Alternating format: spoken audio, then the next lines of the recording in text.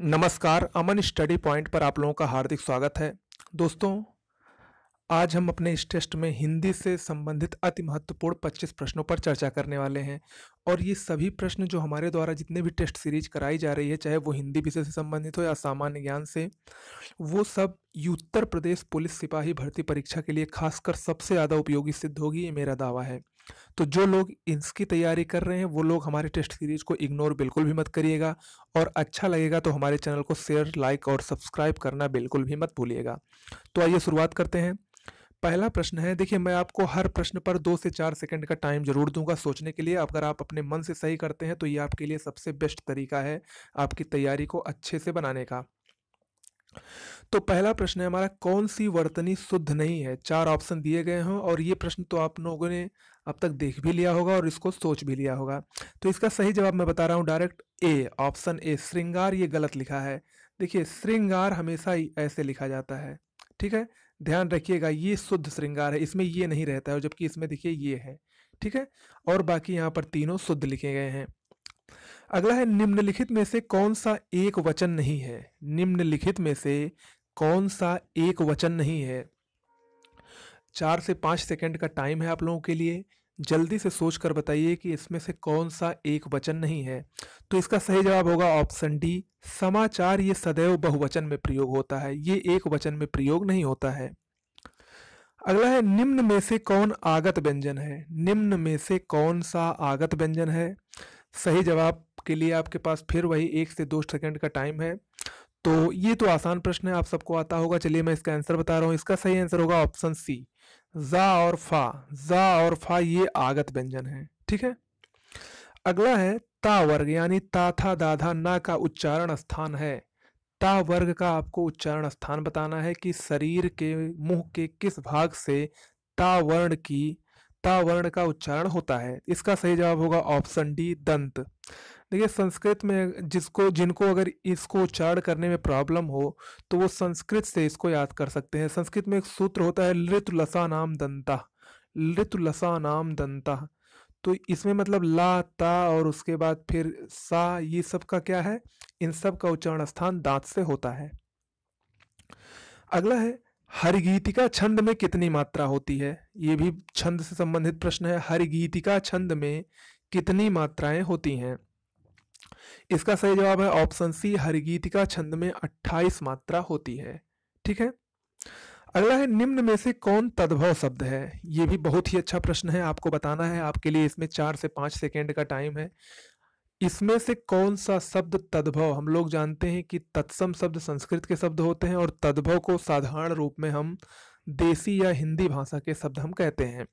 तो आपको बताना है कि इनमें से कौन सा शब्द तद्भव है। चलिए मैं इसका आंसर बता रहा हूँ। इसका सही आंसर होगा ऑप्शन बी।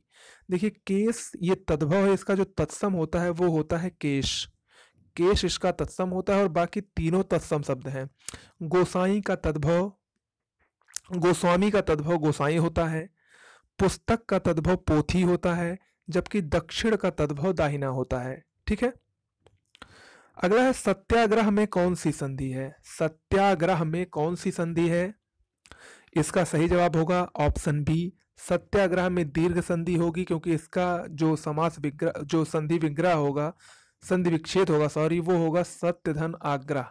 सत्य धन आग्रह, आ के बाद आ या बड़ा आ कुछ भी आए तो क्या हो जाता है? उसका बड़ा आ हो जाता है। तो ये किसका नियम है? ये दीर्घ संधि का नियम है। अगला है, परिणाम का सही संधि विच्छेद होगा। परिणाम का सही संधि विच्छेद क्या होगा?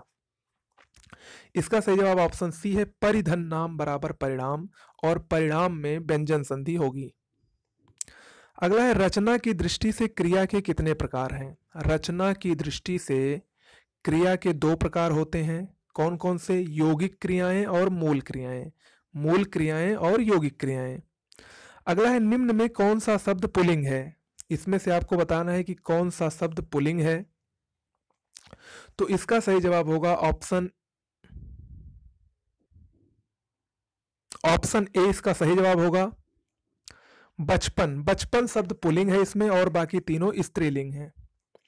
अगला है, इनमें से एक शब्द घोड़ा का पर्यायवाची शब्द नहीं है। इनमें एक शब्द घोड़ा का पर्यायवाची शब्द नहीं है, वही आपको बताना है। तो ये तो बहुत आसान प्रश्न है ये वाला। तो इसका सही जवाब होगा ऑप्शन ए अश्म। अश्म ये पत्थर का पर्यायवाची होता है। अश्म जो है ये पत्थर का पर्यायवाची होता है। इसके अन्य पर्यायवाची पाहन भी इसी को कहते हैं। पाहन, पत्थर, प्रस्तर, अश्म ये सब पत्थर के पर्यायवाची हैं, जबकि सैंधव, घोटक, तुरंग ये सब क्या हैं, घोड़ा के पर्यायवाची हैं। अगला है उपमेय में कल्पित उपमान की संभावना को कहते हैं। उपमेय में कल्पित उपमान की संभावना को उत्प्रेक्षा अलंकार कहते हैं। ऑप्शन सी सही होगा, उत्प्रेक्षा अलंकार। इसके अलावा उत्प्रेक्षा अलंकार की एक साधारण से पहचान है कि इसमें मनु मानो जनु जानो का प्रयोग जरूर होता है। अगला है रसराज संज्ञा का श्रृंगार के लिए हिंदी के किस कवि ने प्रयोग किया। देखिए इसको प्रश्न को साधारण रूप से ऐसे समझिए कि श्रृंगार रस को रसराज किसने कहा था। रसों का राजा श्रृंगार रस को हम लोग जानते हैं, कहते हैं, तो उसको किसने कहा था, किसने ये नाम दिया। इसका सही जवाब होगा ऑप्शन बी, मती राम ने श्रृंगार रस को रसों का राजा यानी रसराज कहा था। अगला है लकीर का फकीर होना। इसका क्या तात्पर्य है। ये एक मुहावरा है, आपको बताना है इसका अर्थ क्या होगा। लकीर का फकीर होना, इस मुहावरे का अर्थ होगा रूढ़िवादी होना। ऑप्शन सी सही है, रूढ़िवादी होना। अगला है उपकृत शब्द के लिए सही वाक्यांश है। उपकृत शब्द के लिए सही वाक्यांश क्या होगा। इसका सही जवाब होगा ऑप्शन डी, जिस पर उपकार किया गया हो उसको उपकृत कहा जाता है। उसके लिए एक शब्द क्या होगा, उपकृत, जिस पर उपकार किया गया हो। अगला है निम्न में से कौन निर्देशक चिन्ह है। निम्न में से कौन सा निर्देशक चिन्ह है, इसको आप लोग सोच के बताइए, इसमें से कौन सा एक निर्देशक चिन्ह है। तो इसका सही जवाब ऑप्शन सी होगा। देखिए ये निर्देशक चिन्ह का चिन्ह है, ठीक है। और बाकी तीनों को हम बता देते हैं। जो ए वाला है इसको अर्धविराम कहते हैं, अर्धविराम है। ये विवरण चिन्ह प्रदर्शित करता है, विवरण चिन्ह। और ये जो है ये पाद बिंदु प्रदर्शित करता है। और कामता प्रसाद गुरु के अनुसार हम लोग जानते हैं कि 20 प्रकार के विराम चिन्ह होते हैं। अगला है यह वह ए वे, ये किस प्रकार के सर्वनाम है। यह वह ये वे, ये पुरुषवाचक सर्वनाम है। और पुरुषवाचक में अन्य पुरुषवाचक सर्वनाम है। हम लोग जानते हैं पुरुषवाचक में 3 पुरुषवाचक सर्वनाम, उत्तम पुरुष, मध्यम पुरुष और अन्य पुरुष, तो ये सब अन्य पुरुष में आते हैं। अगला है नीलगाय में कौन सा समास है। नीलगाय में कौन सा समास है आपको बताना है। नीलगाय में कर्मधारय समास है। ऑप्शन बी सही होगा, नीलगाय में कर्मधारय समास है। अगला है निम्न में कौन देशज शब्द है। ये अच्छा प्रश्न है, आपको बताना है इसमें से कौन सा देशज शब्द है। चलिए मैं इसका आंसर बता रहा हूं। इसका सही आंसर होगा ऑप्शन सी, घोंसला एक देशज शब्द है, जबकि नहर, मौसम और किला ये तीनों अरबी भाषा के शब्द हैं, अरबी भाषा के, ठीक है। अगला है वह बहुत धीरे चलता है। रेखांकित वाक्य में कौन सा अव्यय है। वह बहुत चलता है, इसमें जो रेखांकित वाक्य है बहुत, इसमें आपको बताना है कौन सा अव्यय है। चलिए मैं इसका आंसर बता रहा हूं। इसका आंसर होगा ए, इसमें क्रिया विशेषण अव्यय का प्रयोग हुआ है। अब अगला है भक्तमाल के रचयिता हैं। बहुत ही अच्छा प्रश्न है, ये भी काफी इंपॉर्टेंट है। भक्तमाल के रचयिता कौन से हैं, आपको बताना है इन चारों में से कौन भक्तमाल के रचयिता हैं। भक्तमाल के रचयिता नाभादास हैं। ऑप्शन 20 में सही होगा।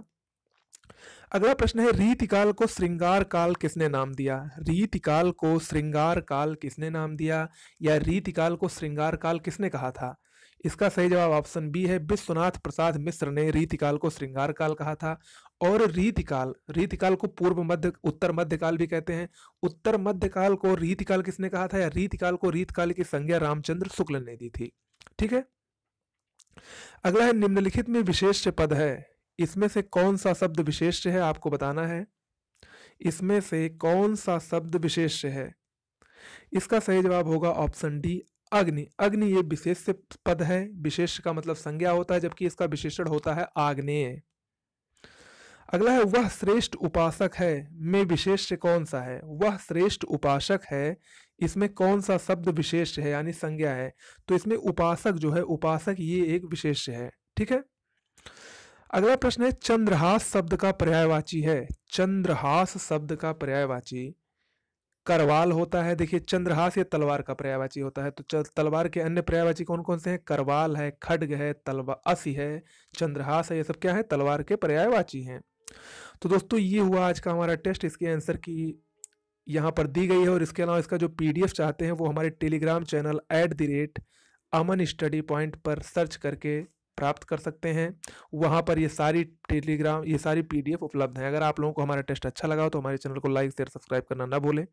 धन्यवाद।